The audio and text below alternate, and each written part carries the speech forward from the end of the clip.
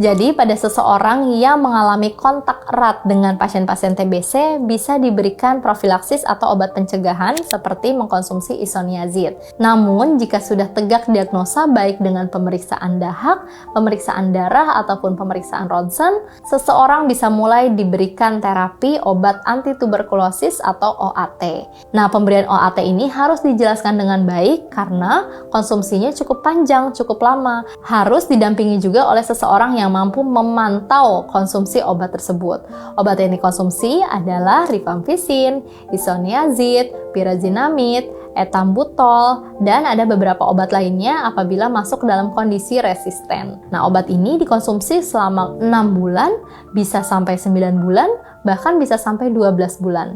Ada yang dikonsumsi oral atau diminum, ada juga yang disuntikan pada beberapa kasus. Sobat Kata Dokter, dengan melakukan terapi yang tepat, pasien-pasien TBC bisa disembuhkan sampai tuntas. Jadi, jika seseorang terjangkit TBC, jangan lupa untuk harus minum obat-obatan sampai dengan selesai tanpa terputus sedikit pun.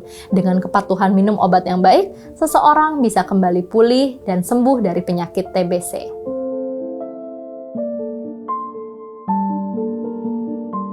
Cara untuk mencegah terjadinya penyakit TBC bisa diberikan vaksinasi. Teman-teman mungkin ingat pada saat anak baru lahir sekitar usia 1 bulan diberikan vaksinasi BCG yang disuntikan di daerah lengan.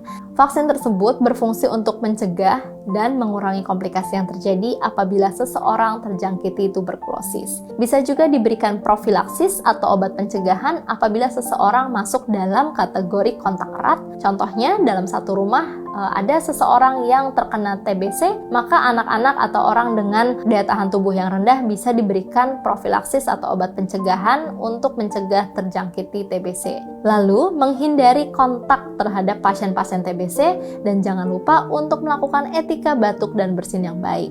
Menggunakan masker di tempat-tempat umum juga baik untuk mencegah penularan TBC karena penularan utamanya adalah melalui droplet atau percikan ludah yang terhirup baik melalui hidung maupun melalui mulut. Dan Sobat Kata Dokter juga harus memperhatikan lingkungan sekitar. Apabila di rumah cahaya mataharinya kurang bisa masuk ke dalam ruangan, teman-teman bisa mengakali bagaimana agar ventilasi tersebut dibuka secara berkala.